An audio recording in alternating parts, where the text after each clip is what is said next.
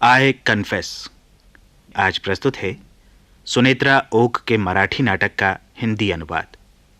तो सुनिए नाटक आई कन्फेस।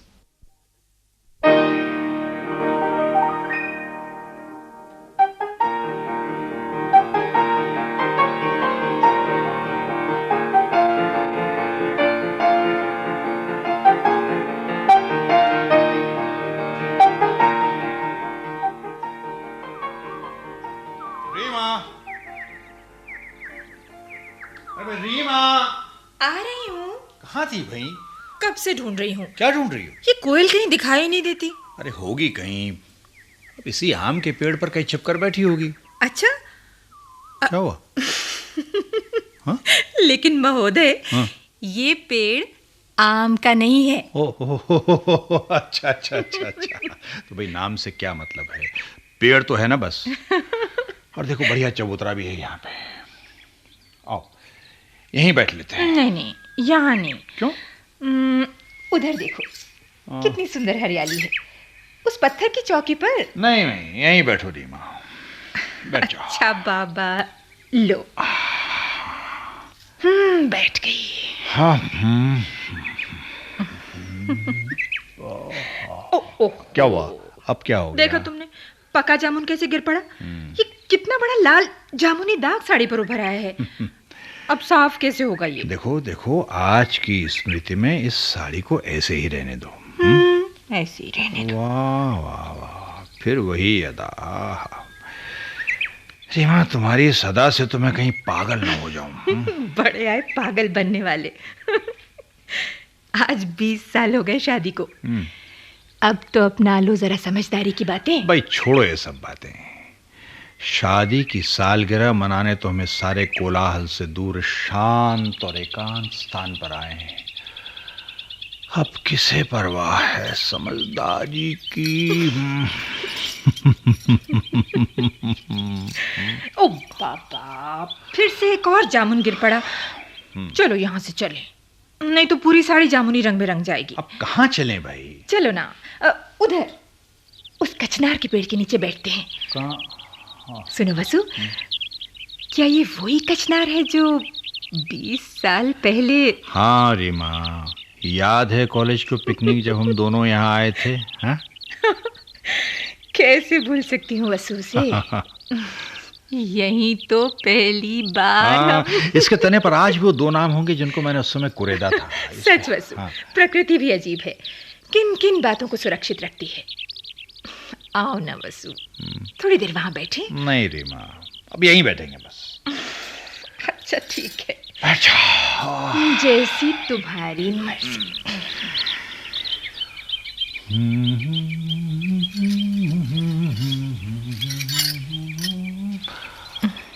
अरे हाँ रीमा, एक सवाल का जवाब दोगी? क्या पूछना चाहते हो? देखो, ऐसी उलझन भरी बातें मत पूछना जिनका मैं जवाब नहीं दे सकूं। फिर वही अदाएं हैं। ये ना, गर्दन उठाकर प्रश्नांकित मुद्रा बनाने की तुम्हारी पुरानी आदत जो है अभी भी कायम है। बात ये है वसु कि बहुत दिनों के बाद एकांत में और इस उजाले में तो मुझे देख रहे हो। खैर जाने दो। अच्छा पूछो।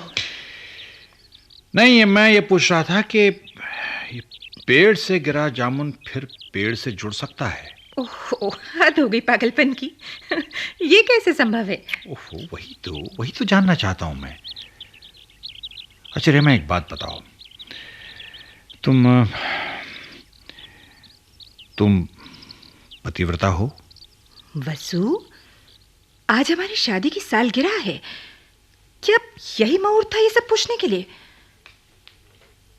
अच्छा ठीक है, लेकिन तुम्हारी पातिव्रत्य की कल्पना पर मेरा उत्तर निर्भर है। क्या है तुम्हारी पातिव्रत्य की कल्पना? पातिव्रत्य की मेरी कल्पना तो बहुत सरल और आसान है रीमा। पति को छोड़कर और किसी पुरुष का ख्याल तक जिसके दिल में न आया हो, वो है पतिव्रता। वसु, क्या तुम इस गिरे हुए जामुन को फिर पेड़ से जोड़ सकते हो? मैं समझा नहीं। मेरा कहना है कि आखिर हम दोनों अस्थि मांस के पुतले हैं। क्या हम भोग, लोभ, काम, क्रोध, मोह आदि से मुक्त हो सकते हैं? रीमा, तुम वो पुष्पक विमान वाली बात जानती हो? वही ना, वो जिसमें बैठकर राम सीता लंका से अयोध्या लौटे थे। हाँ हाँ हाँ, वही। जानती हो उसमें एक स्थान हमेशा रिक्त होता था। मैं समझी नहीं। मतलब ये है कि विमान पर कितने ही लोग क्यों न सवार हों, एक स्थान रिक्त ही रहता था। ओह, अच्छा अच्छा अच्छा। समझ गई। मनुष्य के मन और उस रिक्त स्थान का साम्य अगर अभिप्रेत है तो मुझे मंजूर है। इसका मतलब है कि अब तक मैंने जो सुना है वो सच है।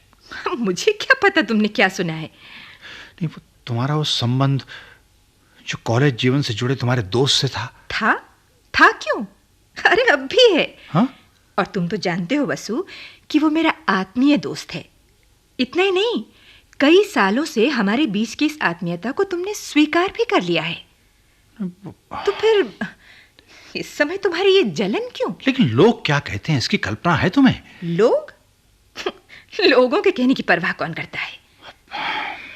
और वसु, तुम कब से परवाह करने लगे? नहीं, मेरा कहने का मतलब ये है कि नहीं, मैं समझ नहीं सका इस बात को। वसु, तुम्हारी उस सेक्रेटरी के बहुत ही पर्सनल होने का इशारा कई लोगों ने मुझे भी किया था। लेकिन तुम तो सब झूठ मार गई थी। मैं झूठ मान गई, इस पर मोहर लगाकर पक्का करने की इतनी जल्दी क्यों है तुम्हें? हाँ? नहीं, वो वसु, बात मेरे मानने या न मानने की नहीं। वैसा कुछ नहीं है रीमा, वैसा कुछ नहीं है। लेकिन देखो, तुम तो जानती हो लोग कितना अनशन बकते रहते हैं। मुझे इशारा करने वाले लोग न तुम्हारे दुश्मन थे और न मेरे। वो हमारे और हमारे बच्चों की भलाई चाहने वालों में से थे। तो फिर वो लेकिन उनकी अपेक्षा हमें एक दूसरे की समझदारी पर ज्यादा भरोसा था, और अब भी है। लेकिन तुमने अब तक कभी जिक्र भी नहीं किया इसका, कुछ कहा तक नहीं। तुम खामोश कैसे रही? और फिर तुम्हारा तो खामोश रहने का स्वभाव ही नहीं है रीमा। मुझ जैसी पत्नी को छोड़कर और स्त्री के प्रति अगर तुम्हें आकर्षण रहा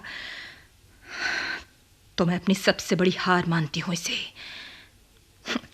या तो मुझे स्थिति में लाचार बनकर और दामन पसार कर पति की भीख मांगनी थी, या फिर या उस स्त्री से झगड़ना था। अब इनमें से चाहे लाचारी हो या झगड़ालूपन, मुझे निश्चय ही शोभा देता। मतलब मेरे पातिव्रत्य की प्रतिष्ठा बढ़ती। लेकिन रीमा, तुमने तो कुछ किया ही नहीं। इसलिए वसु कि तुम इसकी प्रतीक्षा कर रहे थे, और तुम्हारे इस कांड को मैं अपनी जिंदगी में महत्व नहीं देना चाहती थी। बस इतना ही। बड़े आश्चर्य की बात है रीमा। इसका अर्थ है कि तुमने जानबूझकर मनमानी करने का मुझे अवसर दिया? ना, कोई आश्चर्य की बात नहीं वसु। देखो, मैं मानस शास्त्र की प्राध्यापिका हूं, और मैं जानती हूं कि 40 से 50 साल की आयु वाले कई पुरुषों में खुद को इस ढंग से आजमाने की स्वाभाविक इच्छा होती है। और स्त्री में? क्या हुआ? कैसा बचकाना प्रश्न है ये। अरे भाई, पुरुष हो या स्त्री, सभी मनुष्य हैं। हाँ, यौवन के आखिर में स्त्री के मन में भी यही भावना उभर सकती है। लेकिन स्त्री की भावना को परिवार की, समाज की, या यूं कहें तो सारे पुरुष जगत की मर्यादाएं रोकती हैं। स्त्री सहसा इन मर्यादाओं को लांघ नहीं पाती। नहीं, तो फिर स्त्री पुरुष की दोस्ती में वो कुछ गैर नहीं, वो तो एक प्रकार की राहत है। It's a kind of a relief. नहीं, मैं सोच रहा था कि वो यही कि तुम्हारी इस स्वीकृति पर मैं एक अनाड़ी स्त्री के समान अकांड तांडव मचाऊंगी, यही ना? नहीं, वो ओ वसु, कितनी बड़ी त्रासदी है कि 20 साल तक साथ रहकर भी हम एक दूसरे को सही सही परख नहीं पाए। नहीं, ऐसा नहीं है, लेकिन मेरी समझ में ये नहीं तो है। बहुत सी बातें तुम्हारी समझ के बाहर है। अपने सोचे हुए सभी अंदाज सही नहीं निकल आते।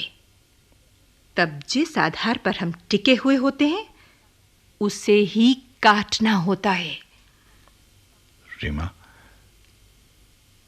रीमा, आज तुम्हारा एक नया ही रूप निखर आया है मेरे सामने। सच कहता हूं, मैंने कभी सोचा भी नहीं था कि तुम। अभी तुमने देखा क्या है वसु? हम किसी व्यक्ति को पहचानने का दावा करते हैं, लेकिन क्या यह दावा सही भी होता है? आदमी तो हर क्षण बदलता है। मनुष्य का मन यंत्र थोड़ी है कि उसके सभी पुर्जे स्पष्ट रूप से दिखाई दें। मैं कहां वैसे कह रहा हूं। रुको रुको रुको वसु, मुझे बात पूरी करने दो। देखो वसु, नदी को हम बचपन से देखते हैं। हम बड़े हो जाते हैं, हमारी यही धारणा होती है कि नदी वही है, लेकिन नहीं। पानी हर क्षण बदलता है, बहता है। नया पानी बहे हुए पानी के स्थान को भर देता है और नई तरंगें नित निरंतर उभर कर आती हैं। फिर भी नदी वही होती है। मनुष्य मन की भी यही बात है। केवल भौतिक बहुतायत से वो सुखी नहीं होता। अंतःस्थल की एक प्रेरणा उमंग उसे प्रवाहित करती है, गतिमान बनाती है। धीरे धीरे वो विकसित होता है। लेकिन क्या ये सही नहीं कि सौतिया डाह की दाह का केवल संशय से रूप धारण कर लेती है? ओ वसु, क्या कह रहे हो तुम? अपनी छोटी सी जिंदगी में ऐसी कितनी स्त्रियों के संपर्क में आए हो? देखो, अलग अलग 5 या 10, हाँ? और उनमें से जनरलाइज करना कहां तक उचित होगा? आदमी की परख करना क्या इतना आसान है? तिस पर जब वो स्त्री हो। जानते हो वसु, स्त्री चरित्र को ईश्वर भी नहीं जान पाया है। मतलब मैं समझा नहीं। देखो वसु, पति के अंतःस्थल में छिपा हुआ एक कृष्ण होता है। उसके मन के एक कोने में एक राधा होती है, एक मीरा होती है और एक सत्यभामा भी। और वसु, क्या रुक्मणी इन बातों को नहीं जान पाती थी? अरे चतुर नारी तो वही होती है जो अपने पति के 32 लक्षणों को भली भांति जानती हो। तो उसका मतलब ये है रीमा, तुम सब कुछ जानती हो? हाँ वसु, सब कुछ जानती हूँ, समझती हूँ। ये कैसे? नहीं, मैं केवल कौतूहलवश पूछ रहा हूँ बस। वसु, नारी बहुत भावुक होती है और किसी हद तक मतवाली भी होती है। लेकिन इतनी मूर्ख नहीं होती जैसी तुम्हारी धारणा है। देखो रीमा, मैंने तुम्हें कभी मूर्ख नहीं समझा। हाँ, लेकिन मूर्ख बनाने की कोशिश तो की मैंने। याद है वो घटना जब तुम बंबई के टूर से लौटे थे? हाँ।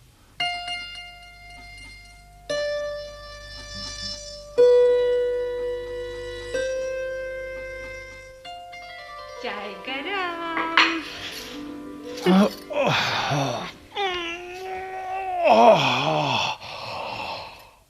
कैसी गहरी नींद से मैं।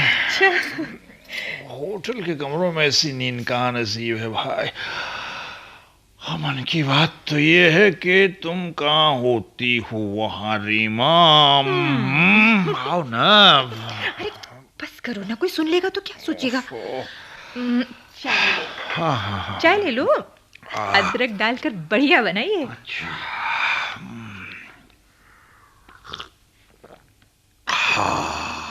First class, first class, first class. अरे तुम भी तो पियो ना मेरे साथ। लो लो लो लो लो। अब भाई, एक कप से क्या होगा? अब होना क्या है, अभी बहुत सारे काम पड़े हैं। 8 बज चुके हैं। अरे देखो तो कितनी धूप चढ़ाई है। वसु, हाँ? तुम्हारे सफर का बैग साफ करके धूप में रख दिया है। वसु, बैग खोलते ही इम्पोर्टेड सेंट की सुगंध से मैं तो मदहोश ही हो गई। और तुम तो कभी ऐसे सेंट का इस्तेमाल नहीं करते। नहीं, वो क्या हुआ रीमा कि वो जिस कॉन्फ्रेंस में हम गए थे ना, अब वहाँ एक उद्योगपति ने एक सेंट का नया प्रोडक्ट तैयार किया है।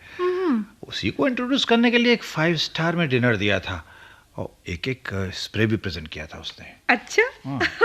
अरे वाह, बड़ा रसिक है वो उद्योगपति। लेकिन जरा संभल कर। क्या मतलब?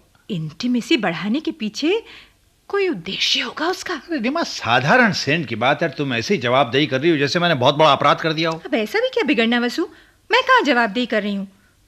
अच्छा छोड़ो इन बातों को, थोड़ी और चाय पिए। नहीं, मुझे नहीं चाहिए। और सुनो, हर घटना का अकाउंट देने का वादा नहीं किया था हम लोगों तो ने। कहाँ मांग रही हूँ मैं अकाउंट, और मैं उसे बर्दाश्त भी नहीं कर पाऊंगी। बाय द वे, अकाउंट मांगने वाली न तो मैं तुम्हारी बॉस हूँ और न अकाउंट रखने वाली तुम्हारी सेक्रेटरी। अरे हाँ, वो रीमा, तुम्हारी कलकत्ते वाली साड़ी की मांग मैंने पूरी कर दी है, लेकिन अब वो हुआ ये कि वो मेरे कलीग के बैग में चली गई है। मेरे बैग में जगह ही नहीं थी। अच्छा, अच्छा वो स्प्रे कहाँ है? स्प्रे? हाँ। कैसा स्प्रे? अरे हाँ, अच्छा, वो स्प्रे। अब भाई क्या बताएं रीमा तुम्हें, रात को कमरे में आने के बाद टूट गया और फिर सारे कपड़ों पर बिखर गया वो तो। ओह, अच्छा, हाँ, मतलब कि स्प्रे टूट गया लेकिन उसकी महक बाकी रह गई। अच्छा, हाँ जी, ऐसा ही होता है। कुछ चीजों की सुगंध ही ऐसी होती है कि लाख छिपाने की कोशिश पर भी वो छुपती नहीं है। स्पष्ट कहो रीमा, तुम कहना क्या चाह रही हो? अरे कुछ भी तो नहीं, मैंने तो केवल उस सेंट के बारे में कहा। और वसु, हाँ? ये कलकत्ता साड़ी की बॉम्बे एम्पोरियम की रिसीट तुम्हारी सफारी की जेब में थी। अरे मेरी जेब में? ये कैसे आई मेरी जेब में? भाई मैं तो कलकत्ते से साड़ी खरीदी थी। ओहो, अब याद आया। वो अभी ये भी एक मजेदार किस्सा है। अच्छा? वो मेरा कलीग है ना श्रीनिवासन, उसको भी कलकत्ते से अपनी बीवी के लिए साड़ी लानी थी, लेकिन वो साहब भूल गए और फिर बॉम्बे आने से बॉम्बे एम्पोरियम से कलकत्ते की साड़ी ले आया बस। ओहो। हाँ। लेकिन ये रिसीट तुम्हारी जेब में कैसे आ गई? वो दिखाई थी मुझे यूं ही कीमत टैली करने के लिए, मेरी जेब में रह गई लगता है। लो मुझे दो, मैं ले लेता हूँ। हाँ। और हाँ वसु, वो कौन लोग गए थे कॉन्फ्रेंस में? हम चार लोग थे और बस। और नहीं, और कोई नहीं, बस 4 लोग थे। अच्छा। हाँ। मुझे लगा कि नहीं रीमा, देखो अब ये पूछताछ बंद करो, मुझे ऑफिस जाना है प्लीज। देख रही हो देरी हो रही है मुझे। ओके।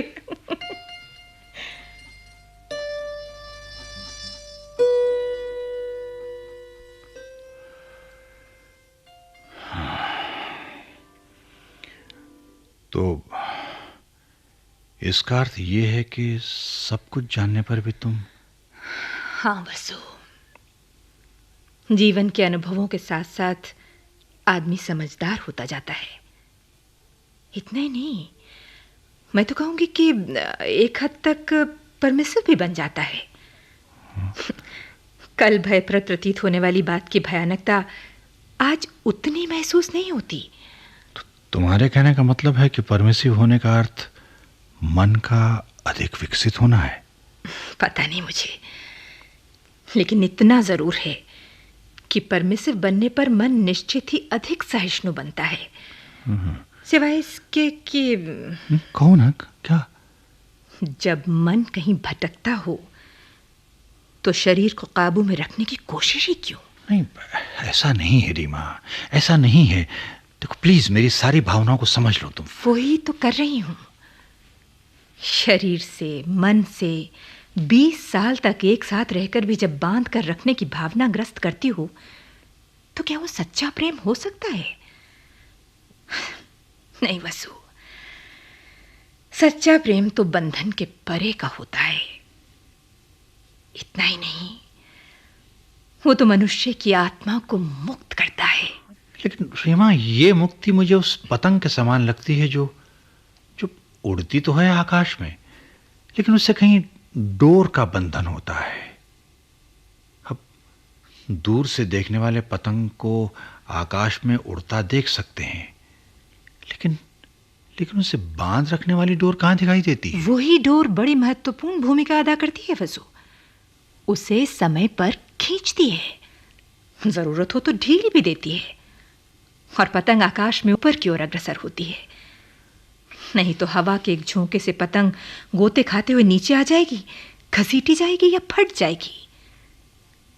और पतंग को बांधने वाली केवल डोर ही नहीं होती वसु, तो और क्या होता है?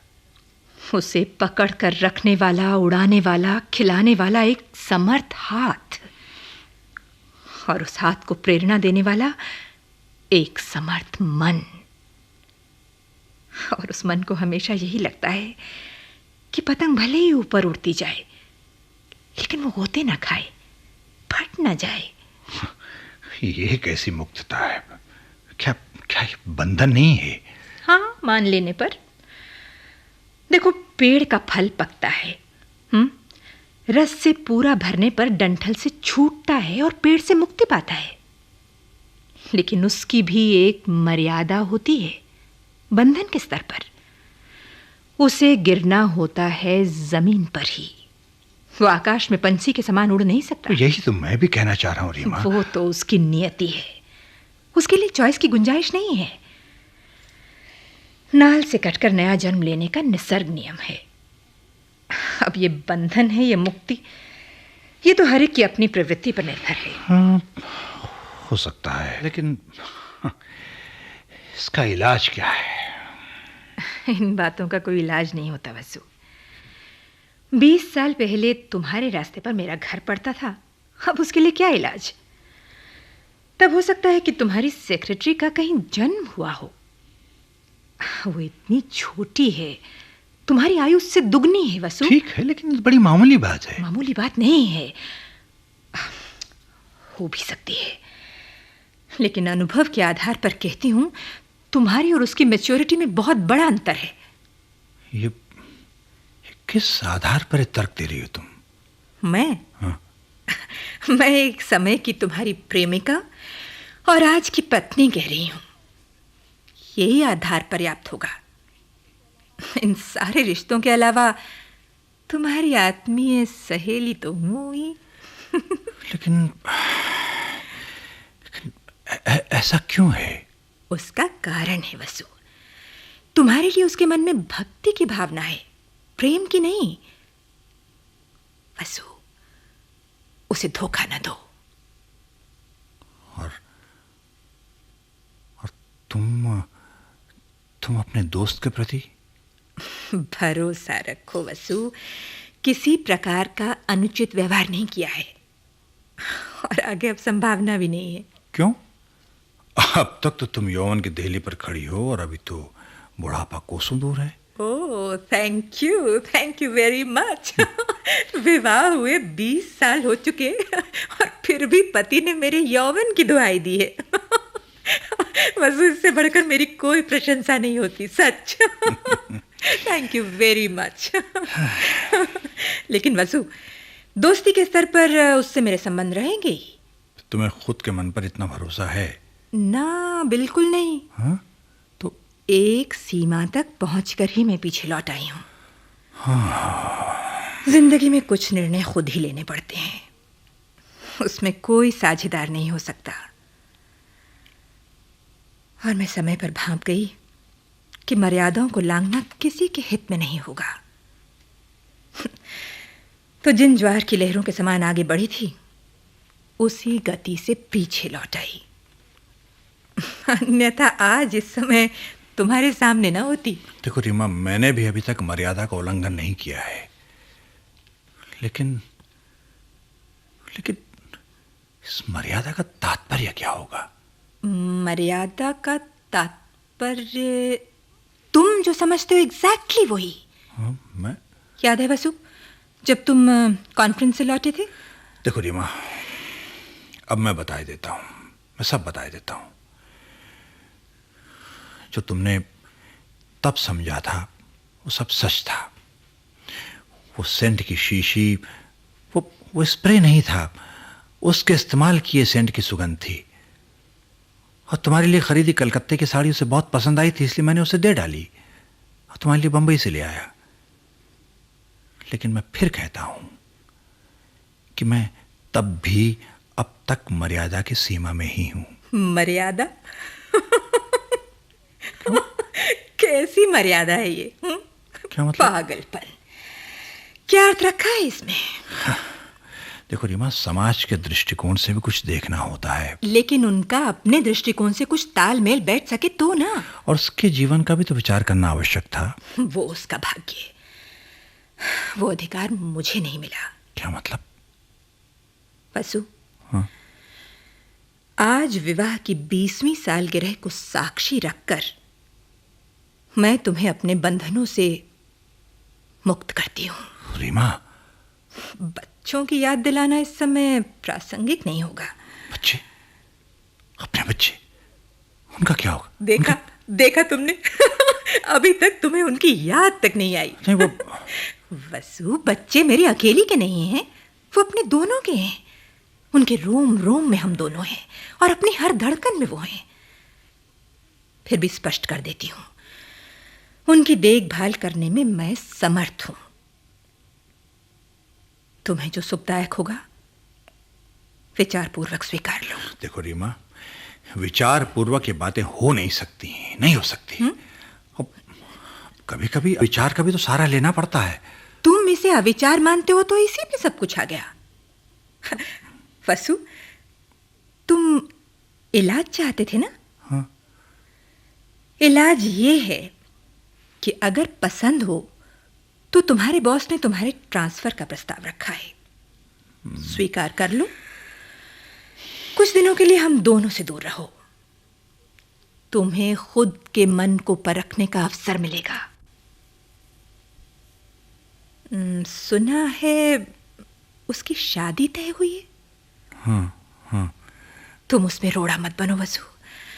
उसे खुद का एक छोटा सा संसार बनाने दो।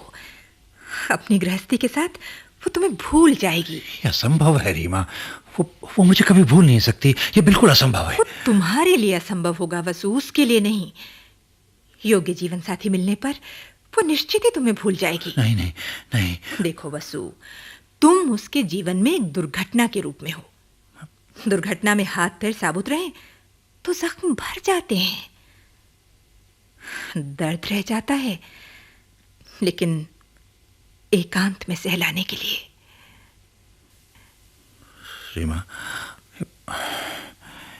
ये सब मालूम हो जाने पर भी क्या तुम मुझसे पहले जैसा प्यार करोगी?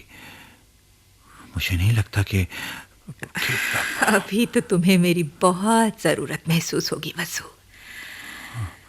हाँ, तुम्हें अकेला कैसे छोड़ दूं? लेकिन कुछ दिनों के लिए दूर रहो। मैं? उससे फिर कशिश पैदा होगी। वसु, तूफान में दिशाहीन होकर भटकते हुए जहाज के वापस लौटने पर क्या बंदरगाह उसे अपना समझकर स्वीकार नहीं करता? हम सब भी जहाज है वसु, दिशाहीन, भटके हुए, लेकिन फिर से अपने मूल स्थान पर पहुंचने वाले। हाँ, हर एक का अपना अपना नसीब होता है। कोई होता है बंदरगाह, कोई होता है जहाज। ये सब तो नियति का खेल है। वसु, तुम निश्चिंत होकर भटकाओ, भरोसा रखो। तुम्हारा किनारा बाहें फैलाकर प्रतीक्षा करता रहेगा स्वागत के लिए। रीमा,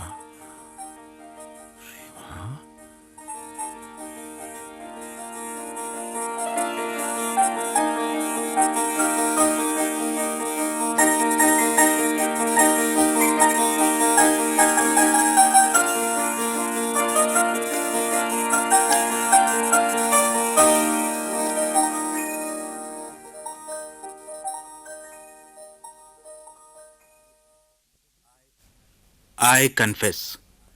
अभी आपने सुनेत्रा ओक के मराठी नाटक का ये हिंदी अनुवाद सुना। हिंदी अनुवाद चंद्रकांत न्यायाधीश ने किया। नाटक के निर्देशक थे सुदर्शन कुमार। प्रस्तुतिकरण सहायक महफूज हसन। नाटक में भाग लेने वाले कलाकार थे श्री विश्वमोहन बडोला और श्रीमती वीणा होरा। यह नाटक केंद्रीय नाटक एकांश द्वारा आकाशवाणी के दिल्ली केंद्र पर तैयार किया गया।